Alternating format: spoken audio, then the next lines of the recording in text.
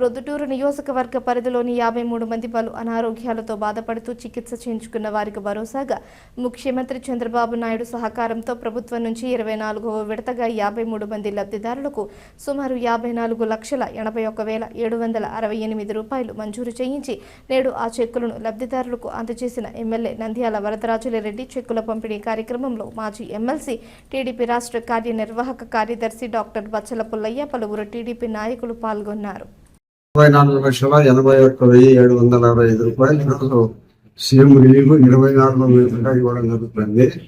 అత్యంత బాగా ఇచ్చింది పొంతూరు 1-2 స్థానాల్లో ఉంది ఆంధ్రప్రదేశ్ లో సీఎం రిలీఫ్ ఇవ్వడంలో.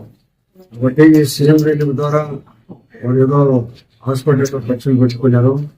ఖర్చుల కోసం కొంత రిలీఫ్ గా ఉండాలని ఒక మంచి ఉద్దేశంతో గౌరవ ముఖ్యమంత్రి గారు కూటమి ప్రభుత్వం వచ్చినాక బాగా ఇవ్వడం జరుగుతుంది. ప్రతి ఒక్క పేషెంట్ అప్లై చేసుకునే ప్రతి ఒక్కరికి ఇస్తాడం జరిగింది. కాబట్టి వాళ్ళు పొద్దుటూరు పట్టణంలో దాదాపు 24వ విడతగా ఇవ్వడం జరుగుతుంది. భవిష్యత్తులో కూడా ఇంకా 53 మందికి 54,80,000 రూపాయలు ఇస్తాను.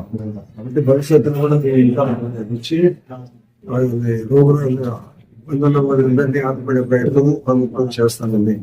ప్రతి ఒక్కరు ఈ సదుపాయాన్ని ఉపయోగించుకోవాలి.